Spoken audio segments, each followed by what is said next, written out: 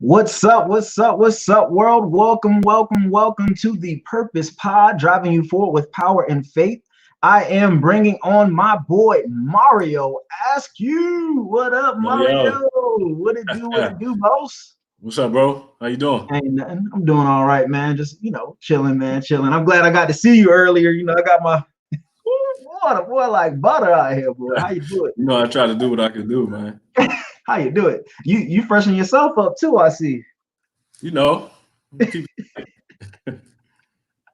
You got it going on now. But yo, for those who don't know, this is my brother right here, Mario Askew. Like I met him, man. It's been about what 6 years now. It's been about at 6 years. least, yeah, at least At least six. 6 years, man. Like that's 6 years ago. Met this guy, barber school, and now he's just my official barber. Like he's like he went from barber school to like shooting videos and doing all this stuff with his barbershop, getting his own barbershop. We'll talk about all of that in this podcast. But yes, Mario Askew is here today to talk about the freshen up lifestyle. And I'm excited because I've had the experience of the freshen up lifestyle. And man, Mario, I think it was just, when you think about freshen up, I thought it was more about like, oh, the cut and the look, but sitting down talking to you throughout these years, freshen up has been like a mentality. It's been a mindset, and you do it a lot in your work. So I think that's awesome. But we're going to talk about that today. But first and foremost, I want people to know who you are. So just go ahead and tell the people who you are, where you're from, what it is that you do for your work, and we'll start off with that. Yeah. So, first and foremost, thanks for having me, man. No doubt, brother. Man, you've been doing your thing nonstop. So keep up the good work, bro. Appreciate it, brother. Virginia native, Northern Virginia to be exact. Born in Fredericksburg, Virginia. Been out here in Charlotte since 2012. I'm a barber, father, husband. I'm a man first before all of that. Yeah. I just work hard, man. That's it. Yeah. Hard working Yeah. man right there. Yeah. So growing up in Virginia, did you take up classes in Virginia? Were you cutting hair in Virginia? Like did you know anything about cutting hair at that time? No, I never cut, man. I had all kinds of jobs, just trying to make it. Being a young man, the military was actually in my future. Yeah. I didn't go that route. Yeah. Ended up in Charlotte. Fast forward to Charlotte. Yeah. Yeah. That's good, man. So do you feel like you kind of like you didn't take the normal route, I guess. Like, some people go to college first, they go to the military, all this other stuff, and they find out who they want to be. When do you feel like you found out like who you wanted to be? Or are you still finding that out now? Yeah, I would say that. Yeah. As a father, man, my daughter's 10, she'll be 11 November 1st. And I got two boys back to back, 2 and 1. I feel like I'm constantly peeling layers back of Yeah. and that I'm destined to be. Mhm. I think when I got to barber school, I definitely found my fit. Rodney, I remember Rodney, Hot Rod. What up, boy? You out there somewhere? Hot Rod. I did like my first fade on a client. Mhm. You got to put a certain amount of hours in before you can get your kit. Long story short, I did my first fade on a guy, and I didn't really struggle with it. I was comfortable, more comfortable than you would expect for a person who never picked up some clippers. And Mhm. he made the statement, in front of everybody, like, "Yo, you found your fit. You a barber." Yeah. I think sometimes it takes a statement like that for you to consider it. Mhm. So I felt comfortable, and I've always been a fast learner. I can do pretty much anything I attempt. Yeah. But when he said that, it made me hone in on it. You know what I mean? It made me really pay attention to it. So I think that was it. That was my defining moment. That's when I decided to give it my all and go hard. You know what I mean? Yeah. Yeah, that's interesting though. Like a lot of times people see what's inside of you before you even see it. Right. And I've had a lot of people be like, oh, I see you doing this, I see you doing that, and then you may look at yourself and be like, nah, that's not me. But So if Rodney, if he hadn't said that to you, do you think you would have taken that route into entering barber school? Oh no, so we were in barber school when he You were said in barber school when he said that. Okay, yeah, so we were in barber school. I just okay, hadn't, you know, you can't cut for a certain amount of hours. 250. okay, yeah. You got to do the book work. You got to Yeah. basically earn your clippers. You know, right? And where I went, Almost like the military. no Grease Barber School. Park West was partnered at the time. I was enough to be under the under the tutorship of some of better barbers, on this planet. So him saying that, and then me having the initiative and wanting it the way I did, it just really just pushed me over the edge. Yeah, that's dope, man. And like, so getting through barber school, what's that process? Is it a couple of months, 6 months, 3 months? How long is the process? I was a full-time student. Each state has a different guideline on like the hours, practical and technical. You know what I mean? So I was a full-time student, which here is about 1 year. Yeah. Okay. I took a leave of absence during my school, during my course, to deal with a family death. But other than that, 1 year. Wow. So you had a goal and you stuck through your goal, even with the dilemma, even with events happening with family. You took that whole year and you went in and got your license to be a professional barber. And Oh I man, think we had so much going on, man. From I was in a terrible custody battle for my daughter. Eventually won, way back then. One of my closest cousins, who's actually going to be the groomsman at my wedding, my main best man committed suicide. On top of that, and then just life in itself, But I tell everybody, finish strong. That's kind of my motto. Yeah, that's real. You got to finish strong. And so like a lot of people may be going through what you went through, during that time right now, with different situations, like different circumstances with the coronavirus. People are losing family members. I mean, I'm pretty sure people are going through depression right now. And, maybe someone was in barber school right now, and this kind of like just tossed everything away. Right. How did you stay in the program, like while all of this was happening? How did you stay there? Did you take time to grieve? Did you take time to connect with family, or did you just go in and finish your school? Yeah, so with me, man, everybody that knows me knows I'm a family oriented person. My man, when that happened, it really touched me, man. Rest in peace. So I took a month off, just to go home, get with my fam, and regroup. Just, you have to gather your mind. Your mind has to be together to accomplish anything. You can't do anything without being fully committed. So, I just took my time off, but I communicated with with the instructors, with the school. I didn't fear. There's a way to do things. There's always a way to do things, right and wrong. Communicated. There was no penalty because life happens. You know what I mean? But when I was ready, I came back and I finished strong. Yeah. That's awesome, man. I'm glad you finished strong, because if not, I would have just been struggling, to find a great, barber all these years. You know what I mean? But so like, man, I just think that as men, and we're pursuing our dreams and our goals, and women are doing it too. But just I want to talk to the men right now, who are out there pursuing their goals, and they can't do it right now. They got to go through that year process. They got to go through that 2-year process or whatever it is. Right. Like, do you have any advice for them as far as men staying in the game and not tapping out and not giving up, whenever it gets hard? Do you have any advice on how you handle going through adversities? My advice to any man or woman, anything that you got going, but especially men, is to just go hard, man. A lot of times we defeat ourselves with a lackluster effort. That's the main thing.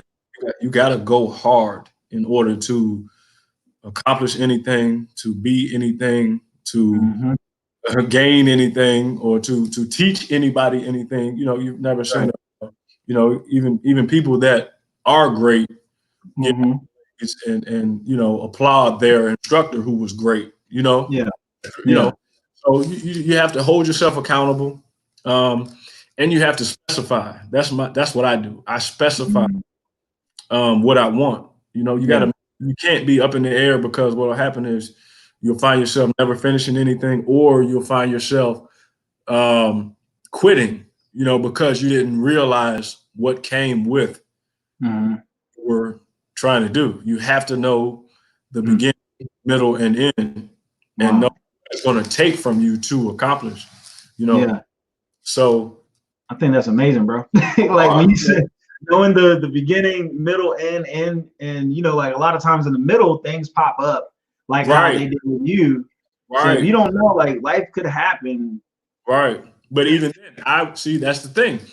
I was prepared. I knew that I knew that taking a leave of absence wasn't against the rules. Like I knew at day one, okay, I got these 2 leave of absence if something comes up. I know I'm from Charlotte, you know, I had no family here whatsoever. At the time, no family here whatsoever. So I was already prepared for, actually, my start date to barber school was delayed by 3 months. My wife's brother was, so I got the call to start, and we literally went to Milwaukee to bury one of her brothers who was murdered. Listen, I can't do it right now. I got to be here once again for my family, for my wife. This wasn't a good time to start, but I was man enough to make that call. And I think where men go wrong, like you can't not know what's going on. You have to be in control. That's a good point, you know. And I think a lot of people, when they don't have that control, just like with the pandemic, like since they weren't prepared for the pandemic and they weren't mentally prepared, like people went into depression, people lost jobs, lost relationships, you know, in the midst of this, because they broke down. They couldn't handle the pressure, you know. And I think it's like you said, equipping your mind and saying like, oh, well, you know, if this happens or this happens, this is what I'm going to do. So you kind of did a preventive maintenance type thing and said, well, if this happens, I'm not going to give up on my dreams. I'm just going to have to pause it for a little bit and do that. So that's real dope. I hope people take that away. Like while you're going through this coronavirus thing right now, and you may be losing family members, and, you know, while pursuing your dreams, I think the pursuit of happiness, we never talk about what happens while you're pursuing happiness, bro. Like, you know, like you've been through so much stuff to where you're pursuing happiness, and then all hell breaks loose on the left side and the right side. Right. And see, the key for me is not basing my happiness on any particular situation, right? So your happiness starts with, for me, just waking up. You know, it's a good day. I'm up. You know, I just don't. I'm not a crybaby. You know what I mean? You can't pout about everything. You can't control everything. And so, like, just this pandemic, as you mentioned, a lot of people are freaking out because they are control freaks. This is a part of life. As soon as we come out of this, it could be something right after that.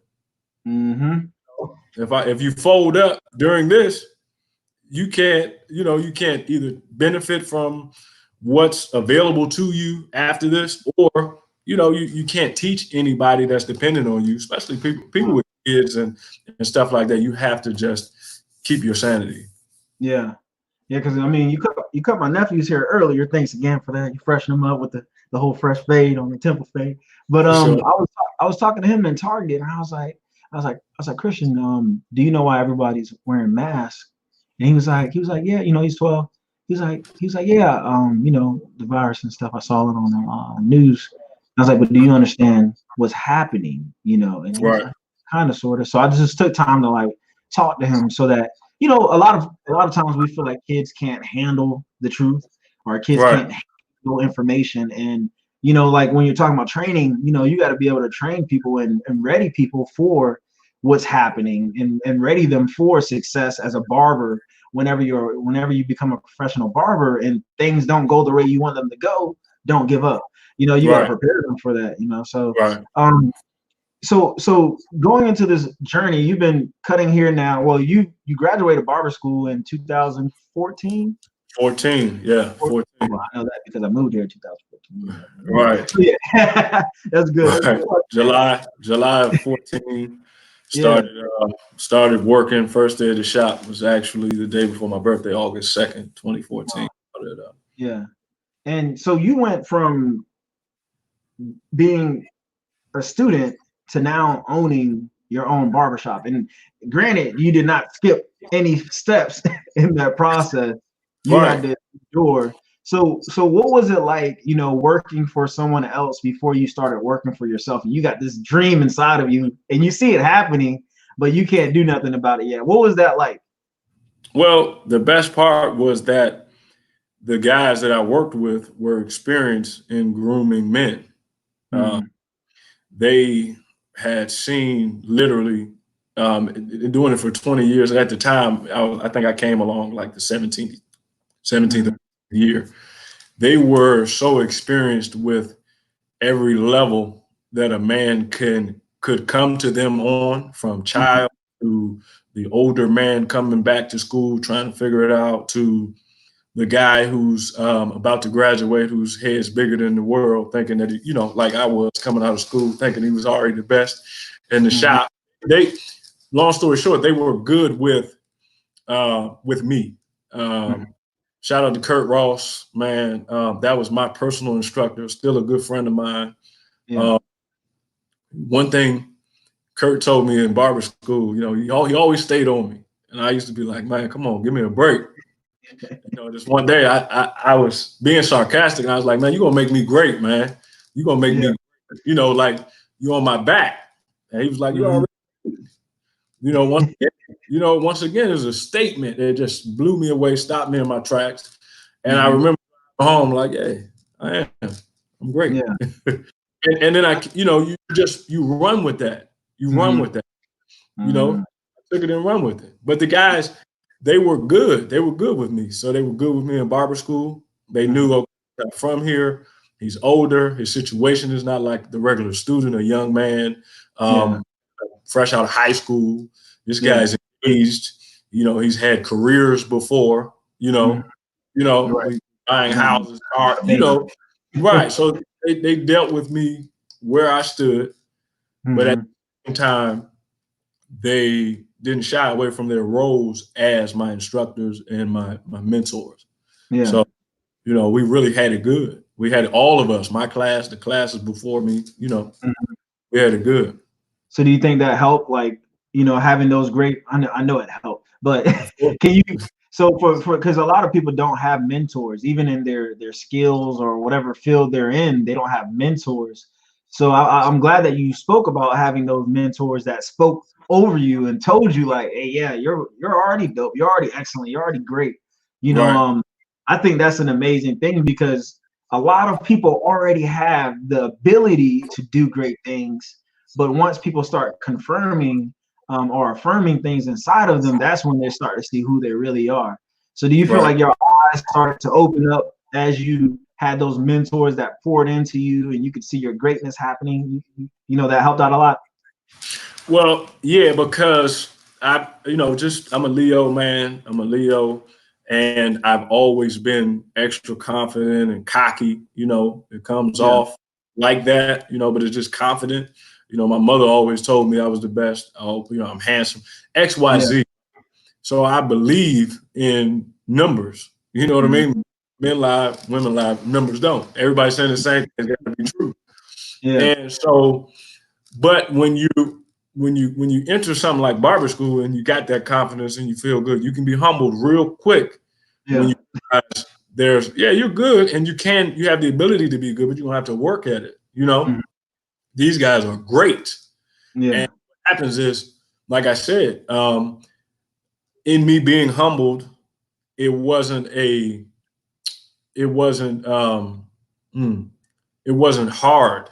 It was it was a soft, you know how like my daughter, you know, if I have to reprimand her, I'll talk to her to let her know what's going on. Like you said with your nephew, you have that clarity. Everybody would tell you, any profession, any industry, JohnnyB hair care, I work with them, the art of shaving, commercial industrial cleaning with Ryan Bridges, shout out to Ryan. Everything I got going on, I will ask a million questions. That's for me. You know, some people can deal with it and I can learn from them and some can't. And, you know, I got to keep it moving, you know, because I have nothing for me. There's nothing we can do. I'm not you know, I'm just not, I'm not a babysitter.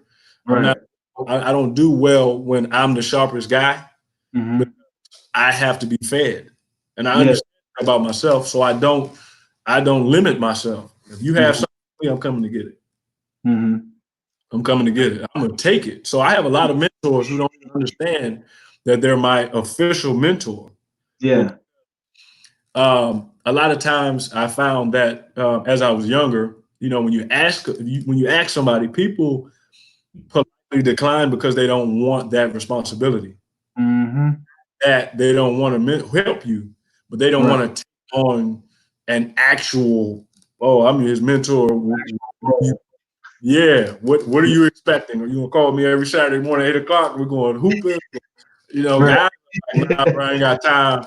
You know, so So what I do is I strategically pick the brain, the mind of those that have something to offer. And you know, I build the relationship, but I add value myself, being and you know what I do, which is just about it. Right. So I think that's awesome that you said you add value to it as well. Like you're not just a taker, like, oh, I'm coming over here and I'm taking from them, you know. And I think, but that's a very important thing because a lot of people have that mentality, which is surprising that people, like we talked earlier, people will try to take from you so much. Like once you're open, like, hey, if I came to you like, Mario, you know, I was wondering if you could tell me like how to do X, Y, and Z. You may give me the fish at that point in time. You know, you may give me the fish at that point in time, you know, and tell me how you went out and fished, you know, in hopes that I can go out there and replicate that and do it over and over and over again. But some people, they don't even remember what you tell them because they're only trying to do it for a moment and they're only trying to get that gratification, you know. And so I get what you're saying about that. And, you know, you being a mentor as a barber, I think that's a big role. And I want to talk about all the roles that you do play. Like you just mentioned how you're doing the cleaning, you're doing JohnnyB, like you're doing your barbers, like you're a father, you're a husband, like you're doing a whole lot. You're running your business, you know. So we'll talk about that. But you have been a mentor for me and other clients as well. Like I've recommended people to come to your barbershop and they've kept coming back. You got NFL players, you got famous people coming to your barbershop. So, you know, you're working at a high level, you know, and you get to mentor people who would probably never even get mentored by someone in your position, you know, like a business owner. They may be an NFL football player, but, you know, they have this business owner sitting here talking about family, life, faith, relationships. Like we talked about a plethora of things. So how does that weight feel? Like, do you feel pressured by having that, you know, weight? People come in. I've been sad sometimes. I came in there like talking to you about stuff that I've gone through, you know, and you talk me through it. So how do you do it? Like as a barber, as a professional barber and an owner, you're a mentor to all of your clients. How do you do it? I do it unknowingly. You know, honest, man. I've not mastered the craft, but I'm mastering the craft of actually cutting hair, right? But cutting hair comes with the skill of talking. That's what separates two barbers. I'm not the best barber in Charlotte. There's probably 1,000 barbers better than me, right? Everywhere, you know, hundreds of thousands barbers better than me. I agree. But what I've always done well before becoming a barber, before, you know, any of the other roles that you said, I was always a good communicator.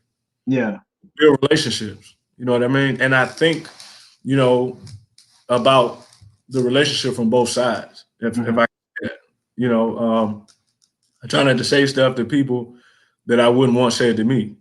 Right. You know what I mean? It's tough at times because we all come from different walks of life, different cultures. You know, I cut everybody. You know, there's no texture or hair or culture of, you know, race of people that I don't cut. You know, Right. So it's just about being fair, consistent, and real. You know, those three things you can't waver on. There's no fair is right or wrong. With consistent, it's you're late or you're not, or you did a good job or you didn't, you know, or, you know, with being real is, you know, people know you real or you fake. You know, that kid that would go into a room, I grew up without a father, you know, my grandfather was my father, my Uncle Billy, William Lassiter. These men were soldiers in my life. And I was able to see the difference from, you know, the bull crap that was, you know, around that I was, you know, and those guys, and I wanted to be like them. Yeah. I wanted to be like them. And I knew at 5 and 6 and 7, he better than him. So I knew when I got older, somebody would be able to tell if I was a guy or a bad guy. You know what I mean? Right. Live life. You know, I'm not perfect by any means. I make mistakes. But I strive to be a good man. I strive to be a good father. I strive to be good. So I like that. The striving part. The striving part leaves room for error. You know, because like we were like, you know, I'm going to be a great man. I'm going to be a great husband. I'm going to be a great father. You know, and you put this thing on you, this weight on you that you can't even bear alone. But when you say I'm striving, it just it gives people, it sounds like people would kind of be like, all right, he's striving, guys, lay back, lay out. Steve Harvey. Yeah, Steve Harvey. We all seen that. Steve Harvey got that stand-up called "Don't Trip." He ain't through with me yet. Yeah. A Christian. It was like a Christian comedy show. I think he did the whole thing without cussing, but he challenged for him. You know, and I like stuff like that. I take titles, I take words, and I apply them to my life. You know what I mean? I'm not trying to be perfect. Then I'm going to fail. Right. I'm just trying to be better than I've always been, or better than the mentality that I had from the environments that I was exposed to. I'm just trying to be better. Yeah. And that that guy no longer exists and all that stuff that people say, I don't get into that because I know that that's not what it is. You could very well do the same thing you did. It's a choice. Easy. I just, you know, my motives are different. And I think that's why I rock with you, Mario, because you're a realist. I feel like, you know, when you connect with people because you meet their authentic self, like the person you're talking to right now and the person I'm talking to right now is the same person when we're at the barbershop or if we're shooting pool, whatever it is, like you're the same person no matter what. And it doesn't matter the environment, you know, like you could still speak in those environments as well. Like so this is the authentic Mario here, people. So y'all, this is me. This is me. This is me. Deshay's on here. Deshay, what up? Deshay, that's one of your other clients right there. What up, Deshay? What's up, sir? But yeah, so Mario, like you wear several different hats as a father, husband, entrepreneur, business owner. Like you're just doing a whole lot right now. A lot of it maybe like Corona, you know, happened, and then you were like, look, I got to make sure that I take care of this area right here. You could have easily probably relaxed and chilled, but like what made you want to take on extra work and you know still build your business? All right, so basically with the coronavirus, you know, it was a surprise to all. I was mad just like everybody else. I was working through it. You know, we knew what was going on, but you know, we were still allowed to work. So, you know, I didn't see any shutdown coming. Yeah. And I was one of those people that just wasn't taking it serious. You know, it's hard to when you've never been through anything like this. It just seemed unreal, right? You know how it was. Yeah. So when it hit, it was really all of my clients, all of my people reached out from, you know, Cash Apping and, I think people didn't want me to not come back. Mm-hmm. And everybody out there that showed me love, first and foremost, I appreciate all y'all. But yeah, I was never planning on not coming back or anything like that. Yeah. People don't know your situation. So, people were just pouring in. The love was coming from, oh man, what are you going to do? XYZ. They know me and my wife had just bought a new home and I got kids, new baby, So what happened was one of my clients who I didn't even know how big this guy was. He was the president of this company, commercial and industrial cleaning. Like I said, Ryan Bridges is his name. He sent a text literally a day before we were supposed to close. And he goes, dude, I'm so sorry. Verbatim, I'm so sorry for the news. You got to close up shop. Hope everything goes well. And I shot him back, hey, man, that means a lot. The next message goes, hey, I got my business. We're not shutting down. We're actually picking up. If you have some emergency response stuff, would you be interested? He was limping in, because people don't know if that's offensive. When they offer a position to somebody who has a business, like I could have been too good to work. Right. I respected that. One, I respected that. Right. Two, I respected it because when I got to talk to him, he was thinking of my wife and kids. I don't know how you feel about this virus, if you even want to work, but I'm just saying, if you want to make some money, I know you're here. This is available.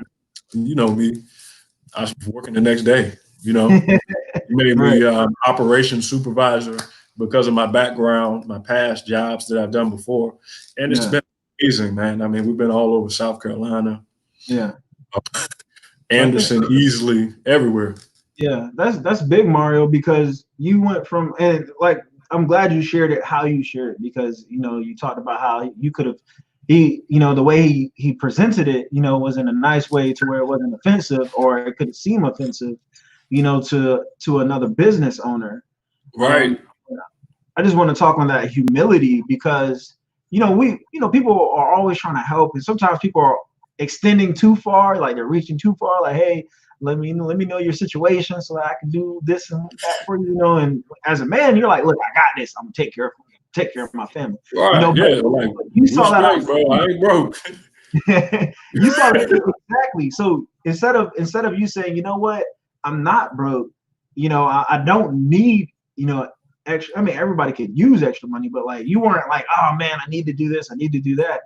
So I just want to talk to those entrepreneurs out there who are going through this COVID-19 experience. And I mean, there's even people who lost their jobs due to COVID-19. And just talk on that, man, because there are opportunities out here and it may not look like what we do already. Like if you're a professional boxer, NFL player, or whatever it is, and now your contract is pretty much paused, you got to humble yourself and grind, like humble and grind. And that's so beautiful, man. And that's exactly what it is. So my wife told me, she said, man, I knew you were gonna go. I knew you were gonna go. It's not about, for me, it's never about money. It's not about the money. It's about having something to do. As a man, when I've accomplished a goal. And so in this case, what happened was just him extending the offer kind of forced me to be like, you know what? You don't even know me, but I'm about to really, you know me as your barber. Right. Show you the man that I am. I wanted to, I knew that you wouldn't ask me if you really didn't need the help. Right. People say I'm looking out, but there's always a benefit to both parties, right? Mm-hmm. So I told him, yeah, I'll go to work. And, I wish we could bring him in, man. I mean, I got calls from him, he just couldn't believe the work ethic that I showed up with, how I take the initiative and how I'm working. Like I didn't play him like, oh, this is my guy. And I'm gonna walk around the plants and just kind of seem like I'm bigger than his crew. I actually worked harder. I tried to work harder than everybody on the crew so that they would maybe just change the whole mode. I knew I only had a 2-month, phase with them, but I just wanted to show them, like, you guys don't even know what you got as an owner. This guy's a man. And, there was another young kid that came in and we were working together. And then he was like, oh, man, once he kind of found out what I had going on outside of working with, because everybody was just thinking I was just a new hire. Right. And, Ryan told everybody, oh, this is my barber, XYZ, this is boom, boom, boom. And people are now, everyone goes from, oh, this new guy to now you want to treat me different. But I'm like, no, we the same. Right. I'm just working while I'm here.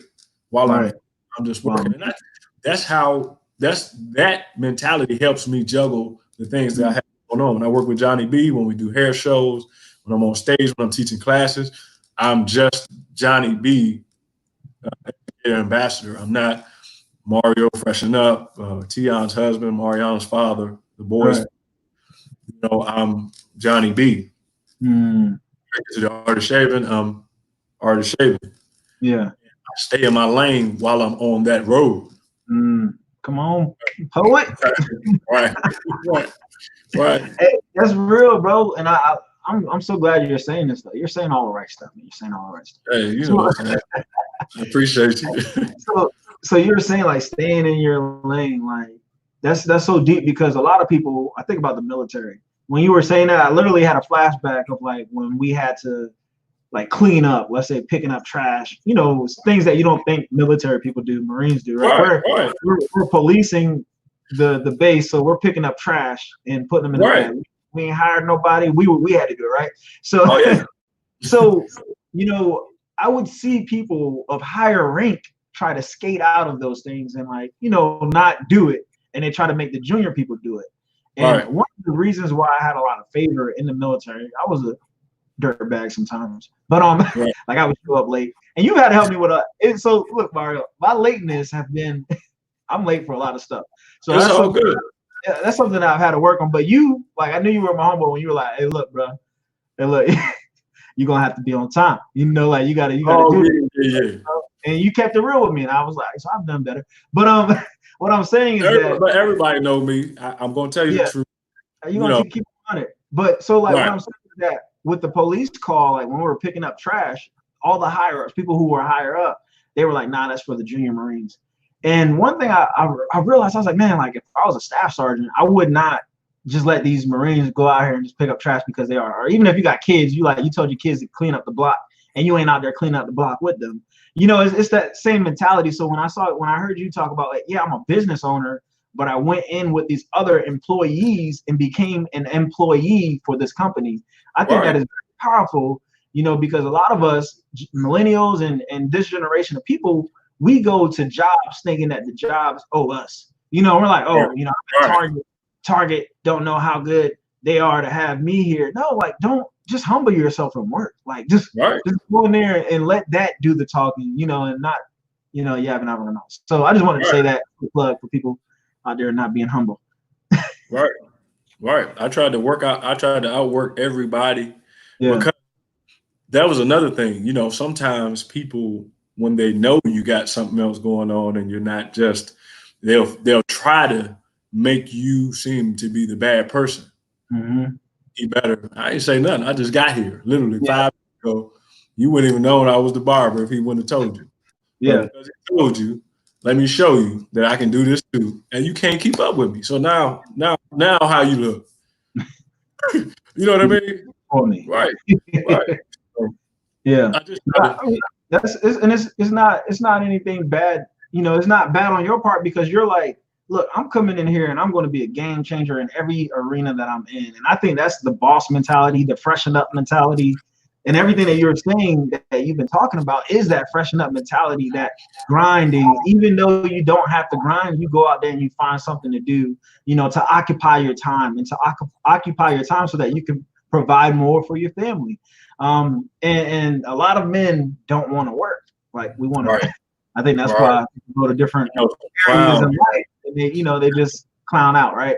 But a lot of men don't want to work, so it's just like, okay, so men don't want to work now. Women are stepping up, so like you don't usually see the black man in the household. So like you're like the family guy. You got, like I love it, man, because you're an active father.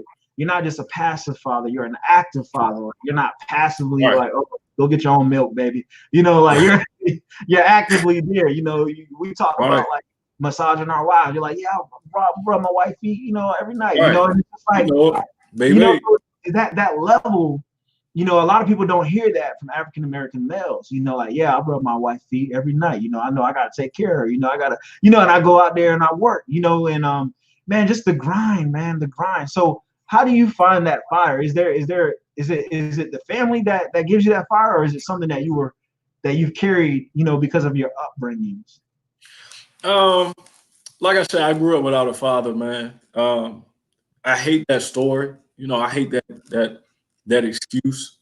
But in reality, that's my truth. I mean, I couldn't believe that a man, to me, the type of person I am that asks the questions that I ask.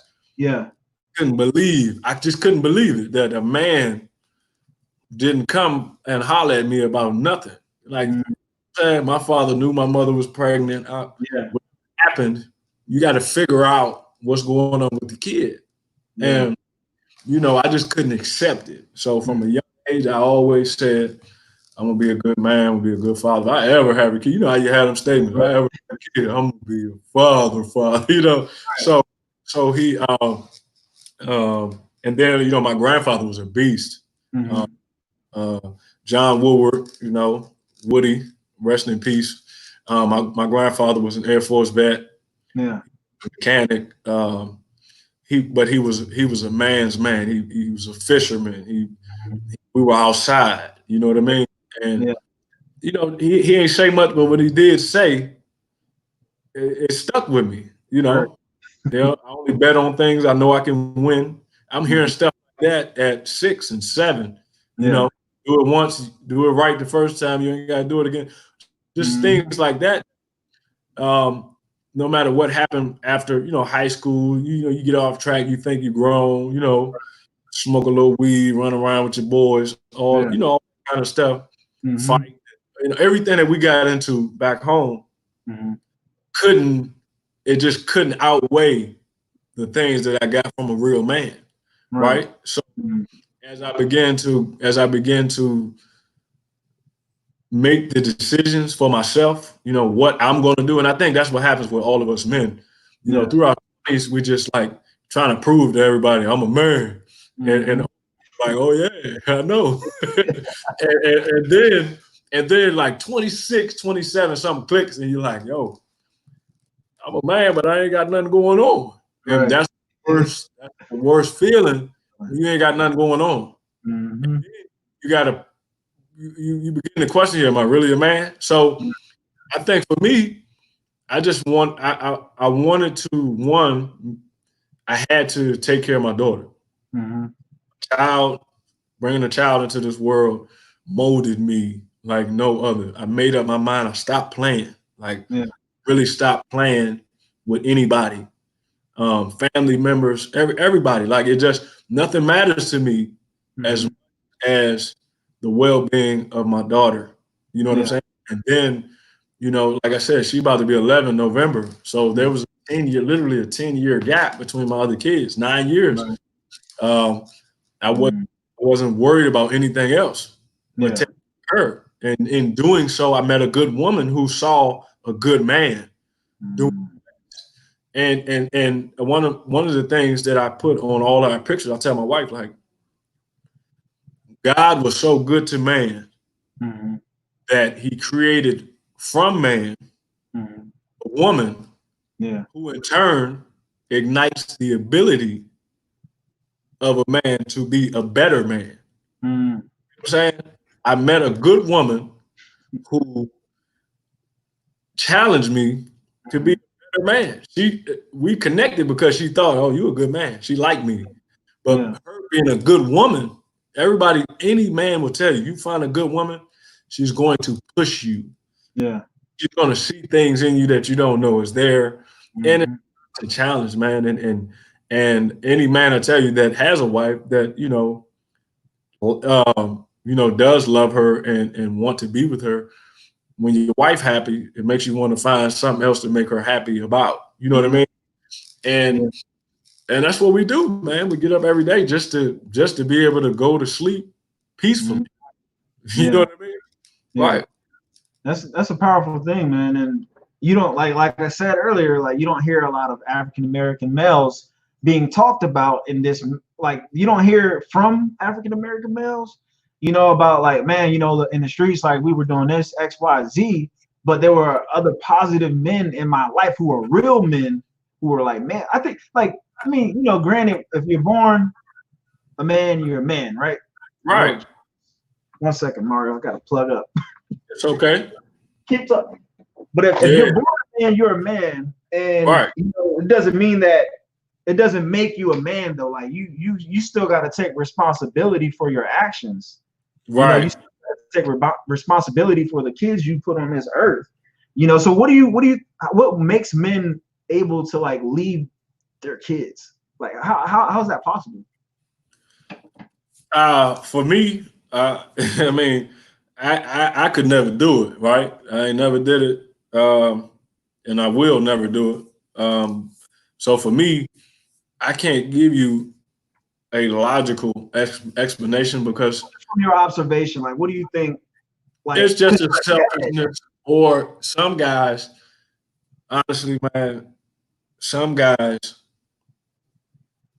consider it pressure to do the right thing. Everybody can't deal with what it takes to get it done. Right? Everything that we're talking about, and you know, it's crazy how when you're the person doing some of the things, you don't realize how much you got going on because you just go through the motion. You're just doing it. You know, getting to, oh, this is hard, or you know, oh, this is a lot. One thing with me, I tell people, JohnnyB, Artist Shaving, Ryan, everybody, I tell people, even my clients, well, you know, when my day is full, I know when enough is enough. So if I tell you I'm gonna be there, you can say that Mario's gonna be here. Right. She called me. I'm not one of those guys. Yeah. Right? So it's easy for me because I'm in control of me. Yeah. I believe that it's easy for guys to not get stuff done and not work out. One is always an excuse. You know, certain men buy those excuses. I'm not one of those guys. I don't buy those excuses because I know what it takes. Yeah.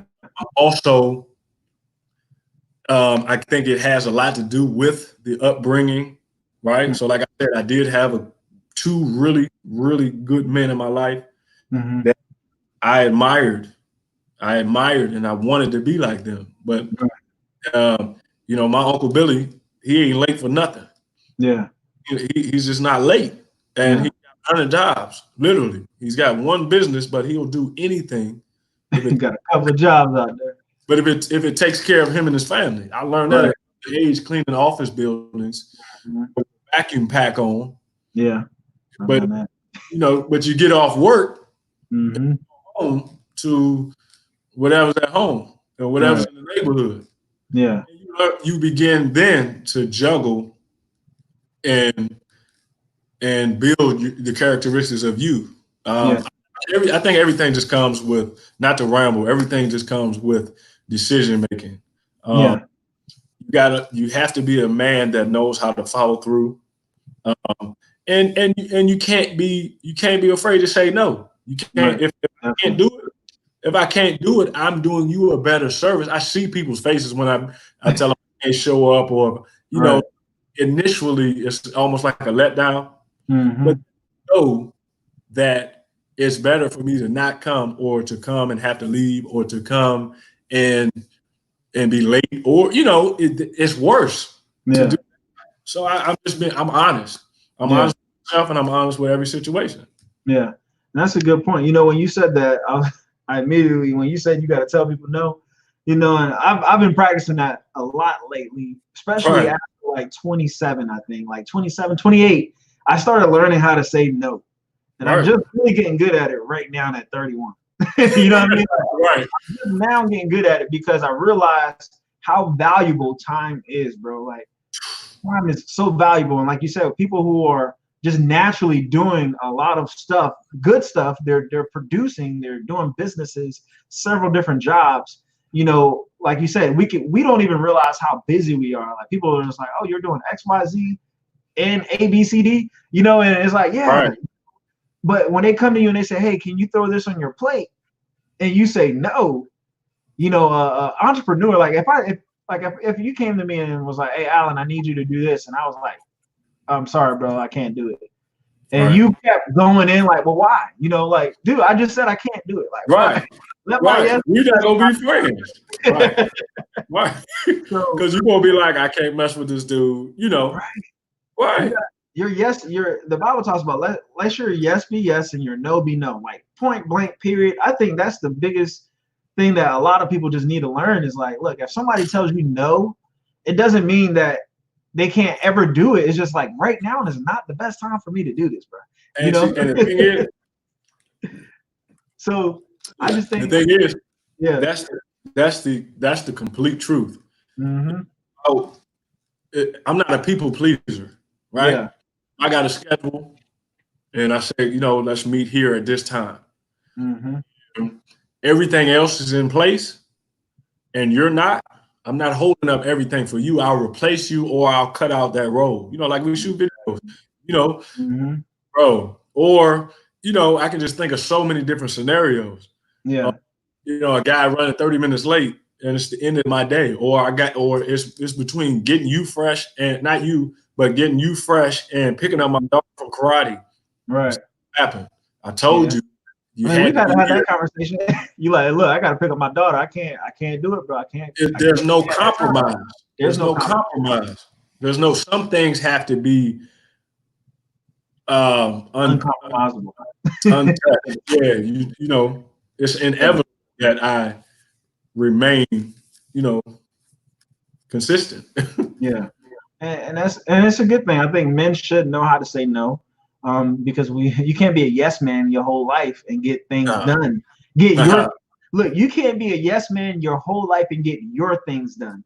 Like you can, because if you keep yesing everybody will have you running around doing what they want you to do, and you look back and you realize that you never really got the chance to chase or pursue the very thing that you want. And like we said earlier, time is of the essence, and time is short. Right. Mario, man, when I think I've been reflecting a lot lately, bro. And I've been back to like 6 years old to like 12. And I've been thinking, man, when I sat in that chair, I did not think about I'll be 31 one day. And you know, like what is my life gonna look like? What do I want it to look like? You know, so like have you ever, like when you talk to your daughter, you know, do you ever like talk to her about the future and you know, just get into parenting a little bit? You know, what are some advice that you have for cultivating or grooming your child for the future? I'm brutally honest with my daughter, man. Yeah. As a man and with our unique situation. That's her middle name, Unique, Mariana Unique. Mm-hmm. She gonna probably watch this. I love you, baby. But we just did redid her whole room, right? So she's gonna be 11 this year. I had to take a lot of time, but I think that was a good question. Yeah. And so we told her that she was gonna get a new bedroom set, right? She had a little girl type, you know, lay sideways and is, you know, a little girl bed, pink and all that. So we surprised her. I mean, paint on the wall, the whole nine, new rug, everything. Everything is new. Yeah. And we let her in the room and she freaked out. She had coming. She had no clue whatsoever. Yeah. So, you know, she's all happy and you know, she just couldn't believe it. Mm-hmm. You know, I didn't want it to go over her head that this was normal. Yeah. That it's every day. Not that it's not for a lot of people. Mm-hmm. It's also a dream for a lot of people as well. Right. And when I was growing up, I was one of those kids that you it's not that we didn't have anything. You know, we had what we had, but you know, you had to make do. Mm-hmm. We got shoes for school. You got to wipe them down, keep them clean. You know, Right. They get stuff whenever they wanted, whatever. You know what I'm saying. I told her, to answer your question. I told her, I said, listen, I said, I know you may think I'm hard on you at times, or you know that you're always being pushed to be better. I said, not that we don't think you can do it. We push you because we know that you can do it, and you're going to do it. I said, but look around. Look how I said, was this nice to get all this stuff right? And I let her tell me. I was like, get up and tell me what's your favorite part. And she everything that was new, which is everything, was favorite. She went to like, but this is for my favorite too, right? So I said, well, don't you want to be in position to be able to do this if you had to? If you wouldn't you want to be able to give them whatever they want or whatever you want them to have? Yeah. And she's like, yeah, of course, XYZ. The only thing to be able to do is to work hard and put a plan together. She already knows what it's going to cost to complete a 4-year university. Yeah. Wow. And she also knows that if she completes X, Y, and Z, she can cut that cost. She can earn scholarships and grants. And I just want her to know that right now is the most important time. It's always what's down the road. It is. If you made it to right now, it's over as soon as it got here. Right. You know, we've been on this podcast almost an hour. Right. So, you know, I prepared to, you know, set the computer up. You know, you told me you could have sent me some questions. I didn't want no questions. I just wanted us to, you know, have a conversation. You know, just talk like we talk, right? You know, you're gonna still do your job. Right. Right. But it's gonna be over. Yeah. And I still got the rest of my day. I already know what I'm doing next. Yeah. I want her to be that type of, that's all. If you at least plan ahead, then you'll put yourself that much further towards success. I just want her to believe that she can succeed and to continue to watch me do it. You know, everything I'm kind of like shining on, daddy did it. Nope, you ain't on my level, but I'm sure here. Right? Right. That's good, man, because you're showing her, even not just by your words, not just by saying, look, like this is what it's gonna take, but you're showing her like, look, I'm out here pursuing my dreams. I'm out here building this for our family, and this is what it takes. So yeah, you like this new room, you like everything here. Well, let me tell you what it takes. Right. I said, you see my boots? Thing. Right. A lot of kids see the finished product, and parents, or even like as an uncle, like as a cousin, whoever we are, as a friend of the family, like I think it's important for us to show the kids the process. Like it's not just, oh, you know, at first it was a this and then now it was this. It takes time for this seed in the ground to turn into an apple tree, you know, and when that apple tree comes, yes, you get to eat all day long, but this took a couple of years of process. You know, this took some time. And you know, so I was talking to my nephew earlier on the way to your house, and I was like, hey, what have you thought about, like what you want to be when you grow up, or what do you want to be right now? And even because I told him, I was like, you know, I just interviewed a 12-year-old girl who has her own, you know, lip balm cosmetic line. You know, he was like, he's like, I actually been thinking about, you know, how I can make some money.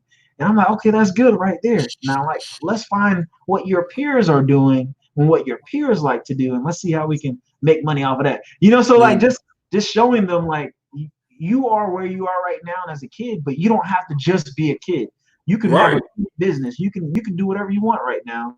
Right. And so I think it's awesome that you're giving her that mindset so that they can decide what they want to do right now. You know, she wants to wake up, Daddy, I just want to go cut grass for the neighbors, you know, because I want to make some money so I can get this and that. Now they see how it works. It's not money grows on trees. It's like, oh, I got to go out here and work. Right. So, she just did a job the other day over at her grandmother's and earned some money and all proud about it, you know. And you know, as when we were moving, you know, her and my niece Elon, they working together to get her room packed up. They are starting to take on the mindset of completion. We did this. We didn't just, we did, add to save that, the mind of completion.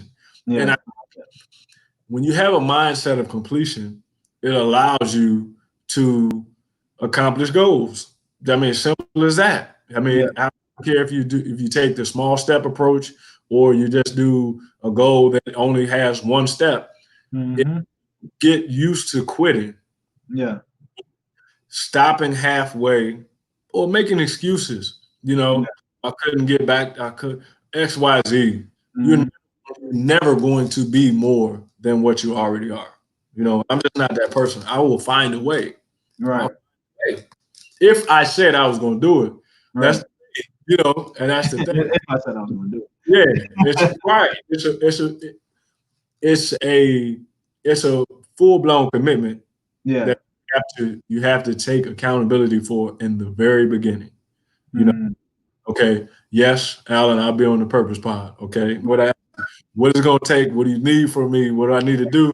Because if it would have been too much, I probably would have said not now. Not that I wouldn't have did it, but like you said, I can't do it right now.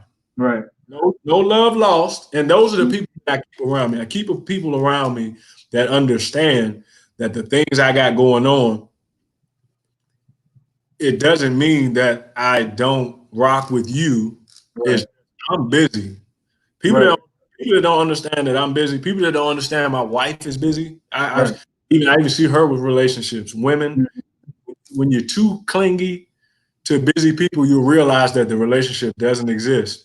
I can't do that. I don't have the mental capacity to be with another human being all chilling. And I chill myself. I don't chill.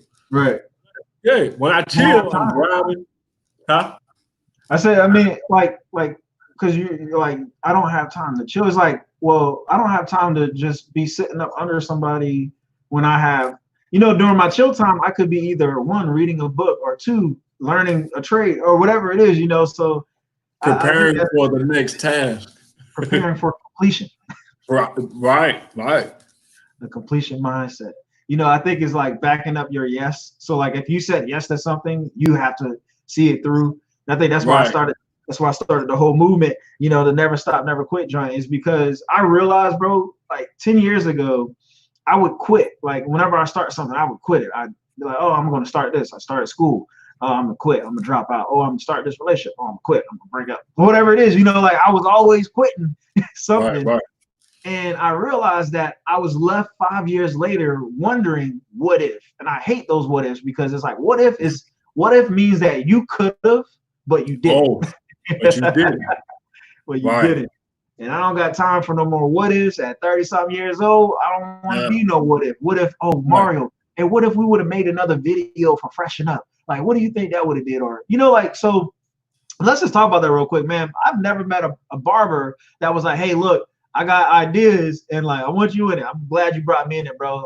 But Mario and I, we've been shooting some videos for Freshen Up Barbershop, and like just freshen up mentality, the freshen up lifestyle. We've been on sky rises. We've been in Halloween stuff. Like, it's been amazing. So like, as a barber, you're as a business owner and as a father and as a husband, as a multi-professional entrepreneur, like you're just all over the place. So how is it that you're able to create this thing? Like you do like these short videos for promotion purposes, but you always bring in a story or a message, you know, behind it. Like, what inspires you to do that?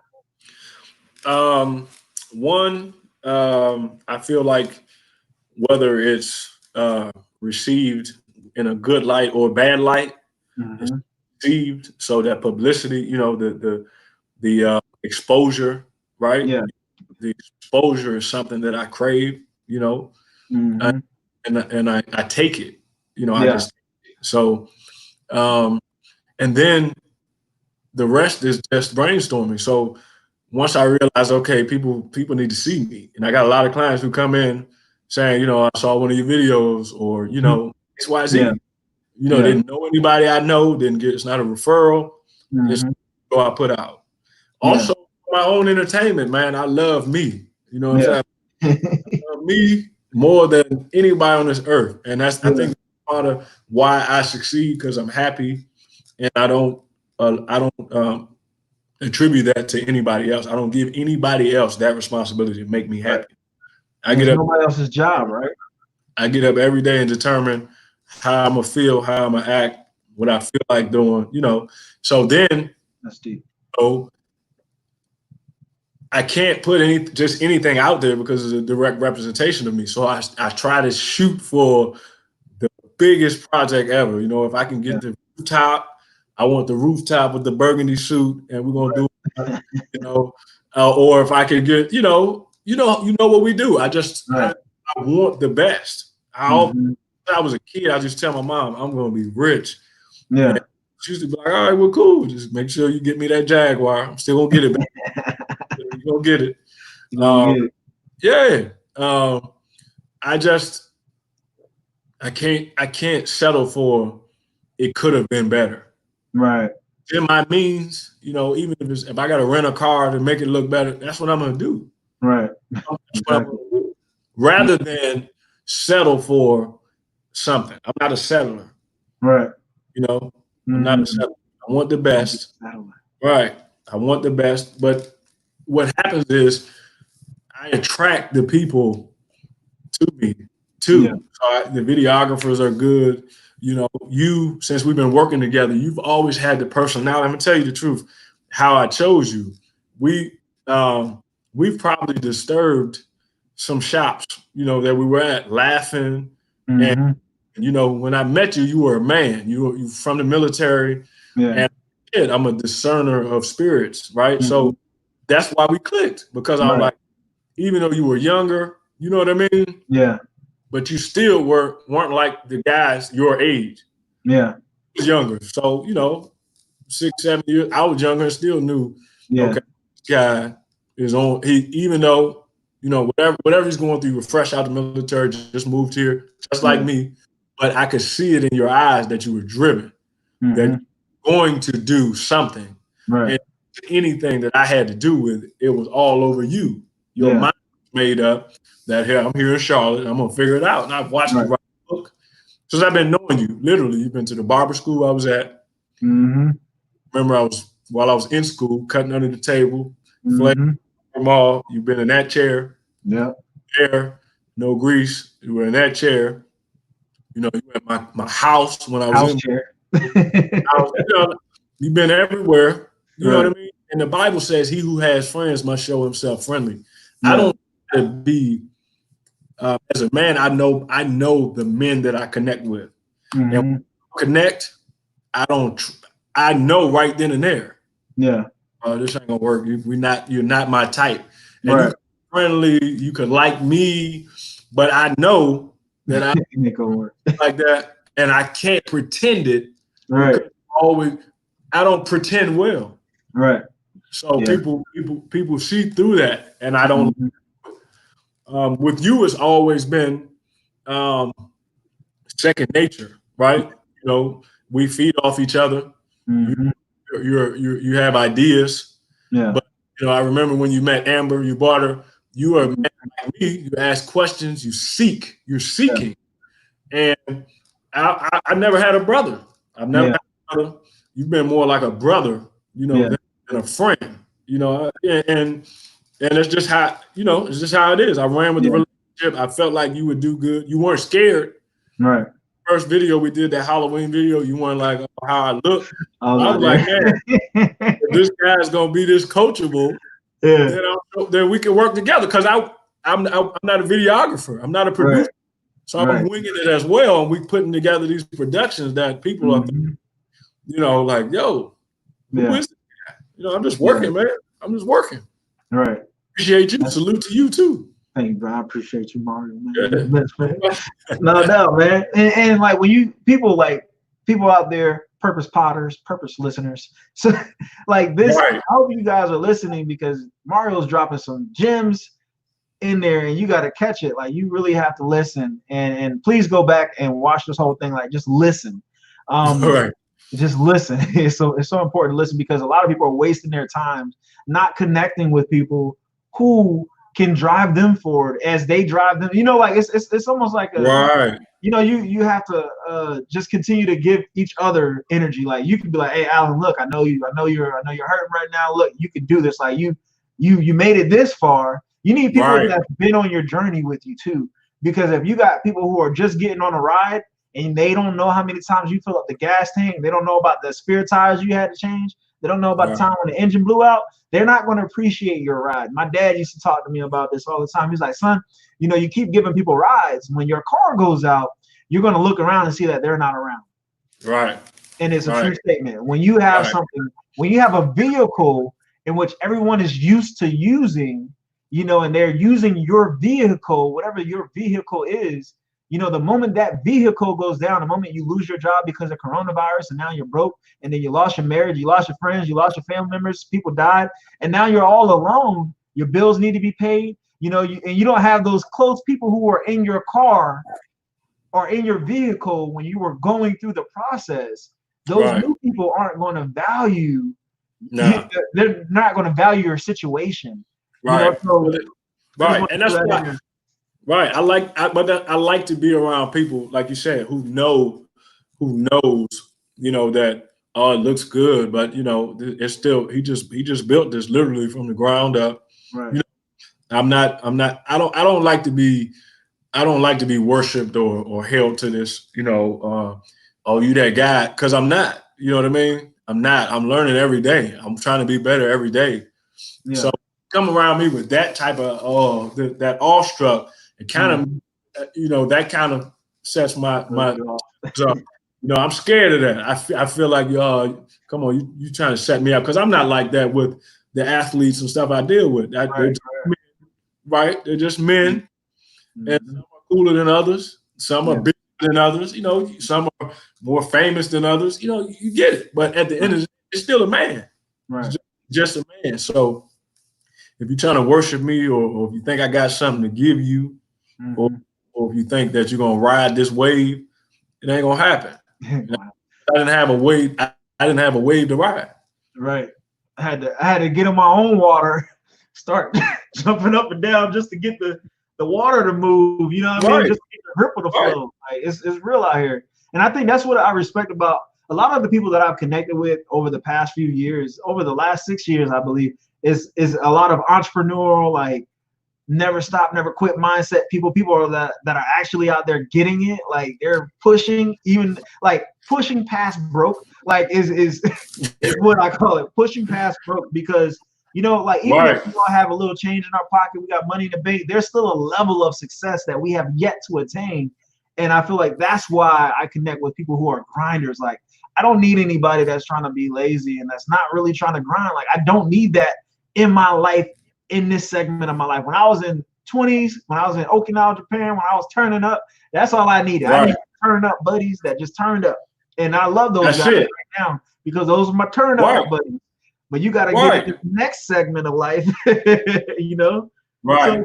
So yeah, man, I just think it's awesome to have you as a brother, as a mentor, as a coach, as a barber, as a friend. Like it's as a pastor, like you filled every role, you know, in your life. And I think that's the awesome part about walking in your purpose, is that you fulfill other roles while you're in your purpose.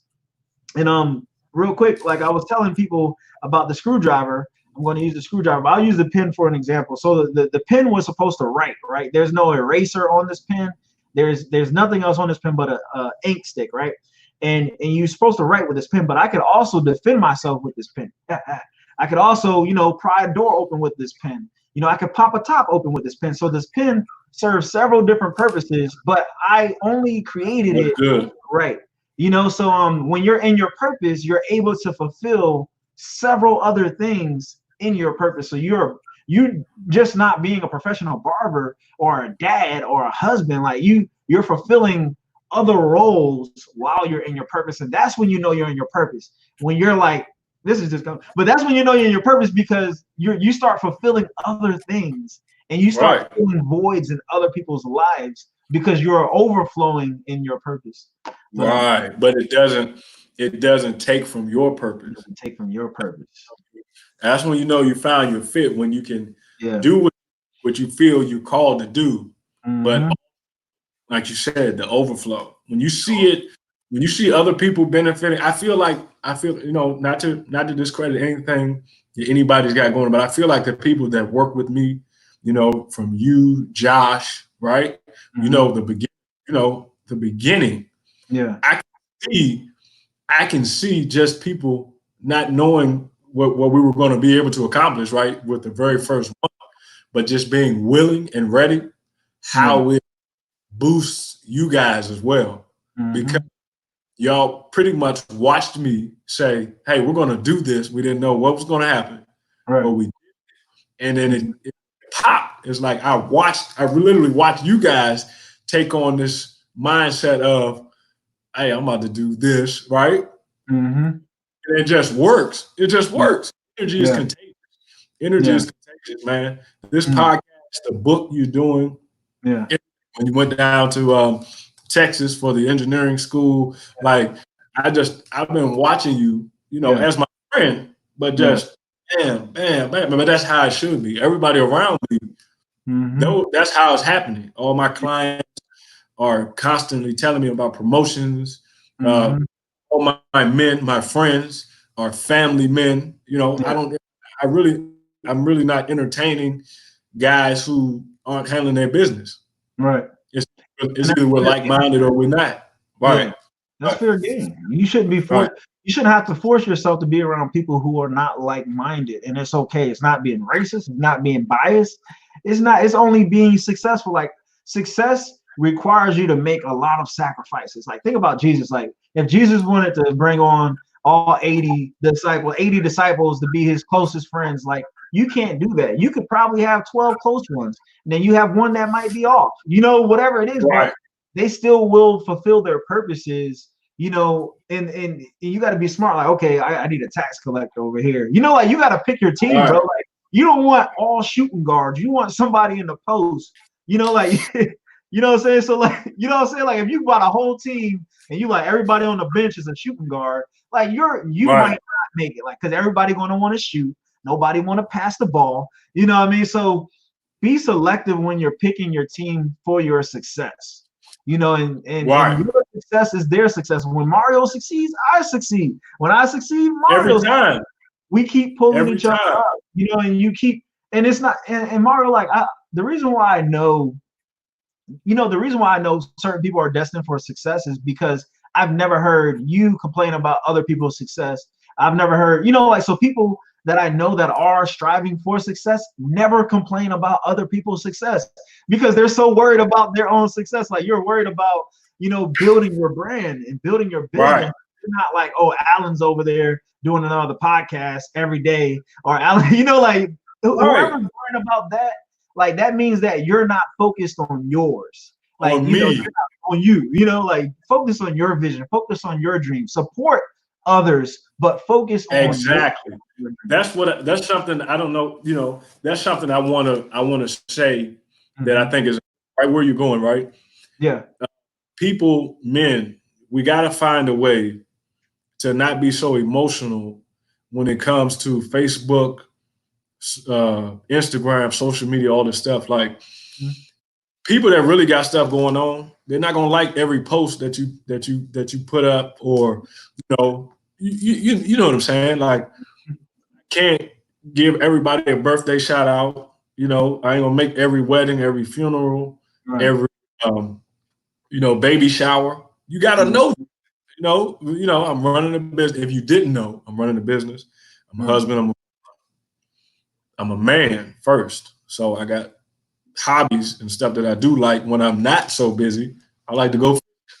So if I get a day to do something, I'm probably gonna be on a lake somewhere, on somebody's boat, or, you know, trying to reel in something real big. But men have to stop being so worried about what the next man is doing. You focus just a little bit of that energy on completing something that will change your life, or the people that are depending on you. See that everybody you thought was worried about you aren't worried about you either. They focus on them. That's what happens. I only get slack from people that got absolutely nothing but time on their hands. Right. When you got time on your hands, you can critique somebody else's walk all day. Right. Like I don't even know what people are doing because I'm always worried about my wife and kids. Mm-hmm. When I'm working to provide. Right. You know, it seems like a lot. Oh, I'm trying to be the best I can be because I want them to be able to brag. Right. You know, they have a right to. You know, they have a right. My wife is a beast. Yeah. My wife is a beast. She works hard. But you know, we were at a time before when she was working hard and she wasn't afraid to take on another role. You know how it is. All marriages have a beginning. We're in the middle, you know, but we had a beginning before we were married. You know, we're just striving people, and she's got the same thing I got, and that's why we're attracted to each other. Right. She works hard, and she can see where she wants to be. Also tell you how long it's going to take, what you have to do, not going to be able to do, you know, all of the above. So that's an awesome thing to have. Go ahead. I'm sorry. No, I was saying that's an awesome thing to have. I have a wife that has vision. Like, I'm like Amber's the same way. Like the vision, like they're able to see, even not even just for themselves, but even for you. Like that's the powerful thing. Like when a man is down, which we are down sometimes, and you know, majority of the time, I get tired. Every 33 days, I get an hour nap. We have a question. Sorry, brother. Okay. Tyler says, "How do you relax?" How do I relax? Yeah, after doing all of these things, like how do you relax? And I know you mentioned fish and stuff too. So. Right. Yeah. No, I think that was a good question. I relax by not overexerting myself. You see what I'm saying? Like in learning to say no, I don't accept every project. I don't do everything that everybody wants me to do. I want to do. So I do it, even though it seems like a lot, I don't let stuff overlap, right? I can't be in at once. So I can't freshen up and do a show for JohnnyB. So control of the things that I do and being organized, being detail oriented, being a perfectionist, what happens is it allows me to do it all, but still seem like a normal day. So I may have a Zoom with JohnnyB on Monday, but I know I got, you know, Ryan, we got a walkthrough for a new plant in that evening. Yeah. You know, I'm ready to go during the Zoom. When the Zoom's over, we're probably leaving. You know, I just get ahead. You plan ahead and you take it one day at a time. That's good. Yeah.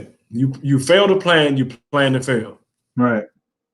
So planning ahead, and this is something that I've been learning, bro. Because I mean, literally, I now have a calendar, and my calendar is look how packed it is, bro. Like I know.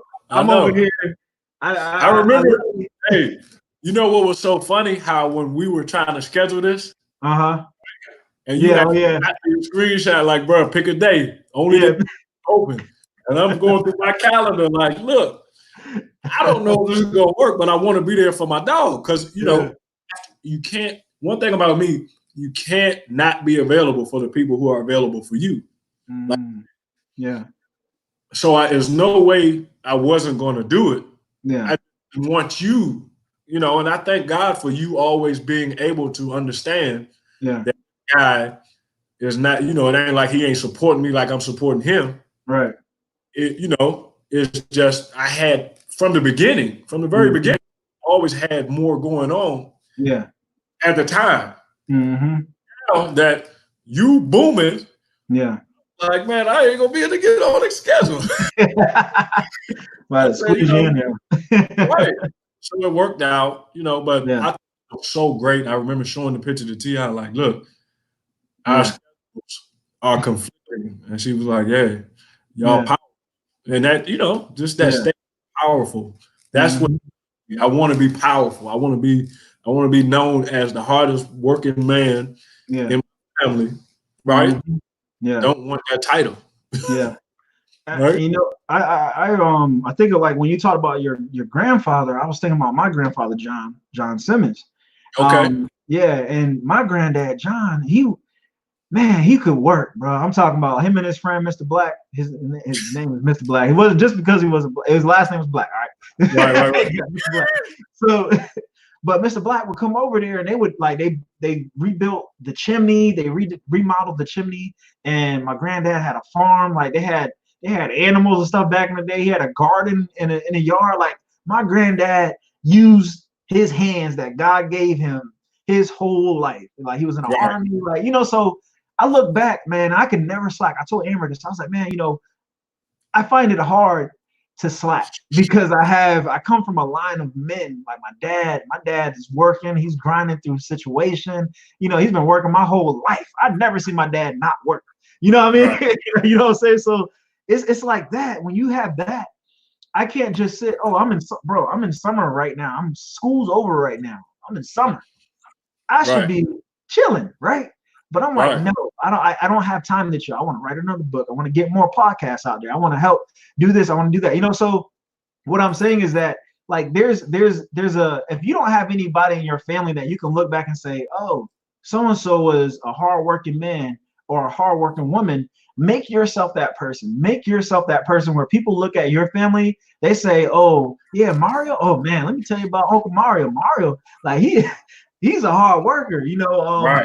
You know, what's up, Richard Spain? Or they be like, Rich is a hard worker. He can hit you hard. I'm just playing. But Richard, what up? But yeah, man. So I think it's important, us as men, us and women out there, people in general, if you're grinding, like do it and pick your right team and train your children up right. Like everything that we talked about this whole session, like just incorporate it in your life. No one's telling you that we got it all figured out. We're figuring out as well. And that's the best part. The revelation, bro, like as we're talking, we're like, oh man, you know what? Yeah, I actually see that. Like, Mario, think about this. If we never would have connected, like Kendall Rivers is on here. What up, Kendall? You know, if we would have never connected because of Kendall, you know, if we would have never connected, then I don't know what would have happened. Like I might have not been inspired to do my podcast because Mario's out here doing all these videos. Like it's possible to create from nothing. You know, it's possible. And that's what you showed me as a business owner, because I didn't own anything when I met you.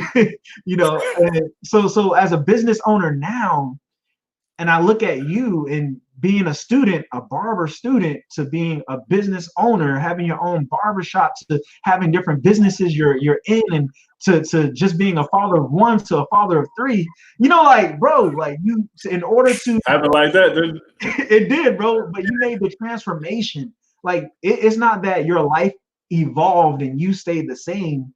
You evolved. Like I remember meeting you, like you evolved from the guy I met in the chair, you know, to the man you are right now, totally different. And it's not like, you were bad or I was bad then. It was just like our mindsets have changed and evolved. So I think that's the most powerful thing right there.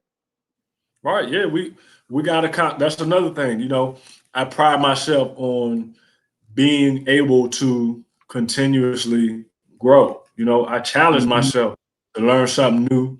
You know, I try on a daily basis, right?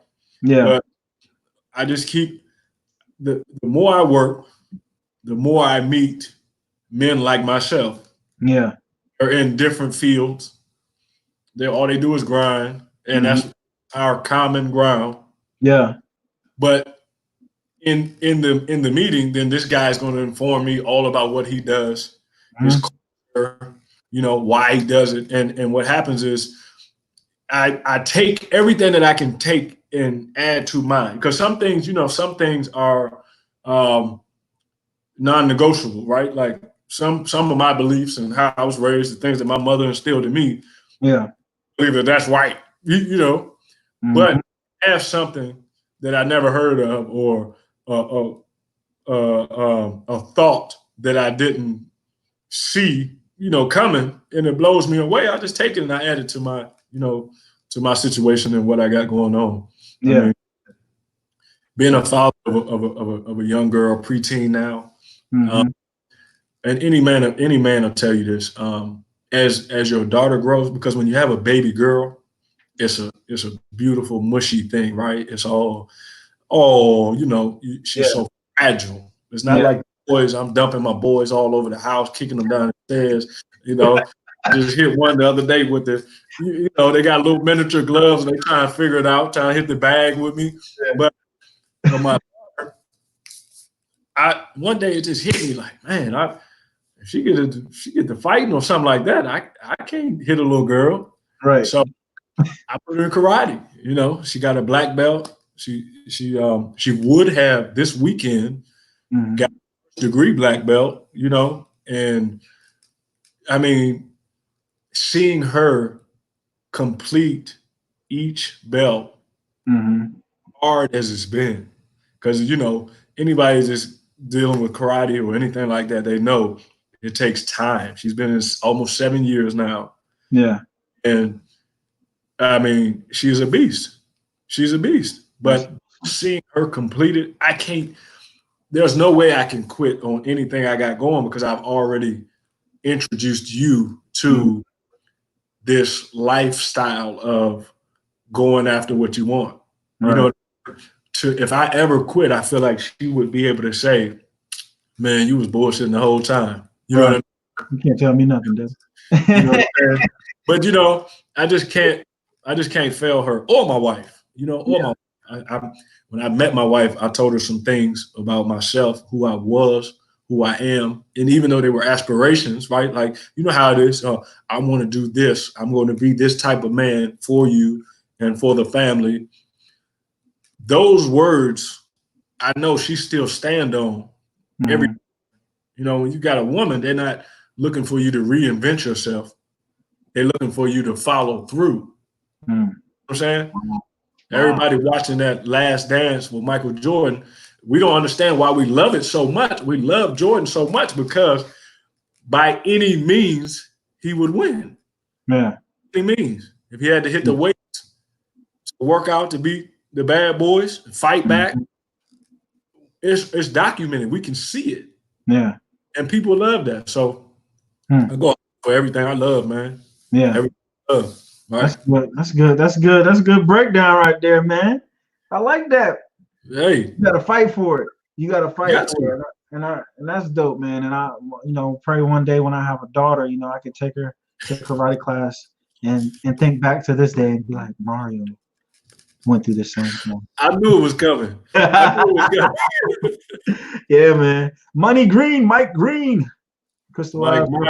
What up, bruh? Hey, we getting back on the court, Mike. Season start. And we about to be out here hooping. You know me, I might end up pulling a hamstring out here, pulling a toe muscle. But yeah, man. Hey, so Mario, we've been on for an hour 33 minutes, man. This has been a good talk, and thank you everyone who's been sticking in with us. Right here, you see I have Mario's IG and LinkedIn and Facebook information scrolling across the bottom screen. Please go show some love. Follow him on Facebook. Follow him on LinkedIn and Instagram. Please, please, please. And if you're in Charlotte or you know someone who's coming to Charlotte and they need a cut, you need to freshen up with Mario. Freshen up.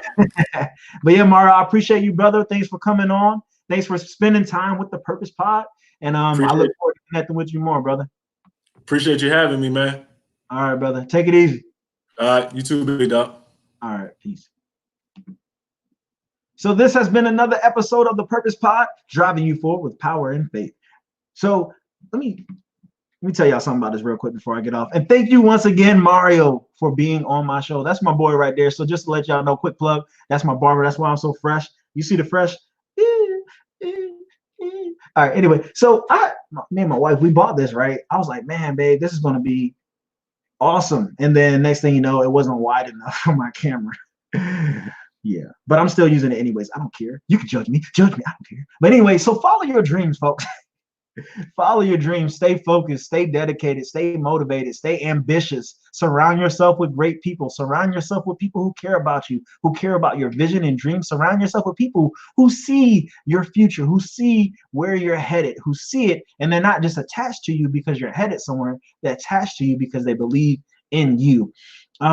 stay focused, stay dedicated. Tomorrow, join us on the Purpose Pod. We will be back with a poet named Superman. It's going to be awesome. Please, please, please join us. I'm going to try to get him to perform a piece for us for free. So please join us tomorrow with a poet named Superman. That was Mario Askew. Please go follow him on Facebook and Instagram and LinkedIn. Please follow me on Facebook, Instagram, and LinkedIn, Alan Levi Simmons. This is the Purpose Pod. Peace.